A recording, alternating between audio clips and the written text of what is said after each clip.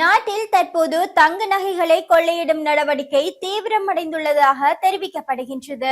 நாளுக்கு நாள் தங்க நகைகள் கொள்ளையடிக்கப்படும் சம்பவங்கள் அதிகரித்துள்ளதாக தகவல்கள் வெளியாகியுள்ளன. கடந்த சில தினங்களுக்கு முன்னர் ஹட்டன் பகுதியில் நகை வாங்குவது போல பாவனை செய்த நபர் ஒருவர் நகை கடைக்குள் வைத்தே தங்க நகையை கொள்ளையிட்டு சென்றிருந்தார். இந்த நிலையில் முச்சக்கர வண்டி சாரதி ஒருவரிடம் இருந்தும் தங்க நகைகள் பறித்து செல்லப்பட்டுள்ள சம்பவம் கொழும்பில் பதிவாகியிருந்தது. நீண்ட சவாரியை மேற்கொண்டதன் காரணமாக சாரதிக்கு குடிப்பதற்கு பால் பாக்கெட் ஒன்றினை பயணம் செய்தவர்கள் கொடுத்ததாகவும் இதன் பின்னர் சாரதியிடம் இருந்து தங்க நகைகள் கொள்ளையடிக்கப்பட்டதாகவும் தகவல்கள் வெளியாகியிருந்தது.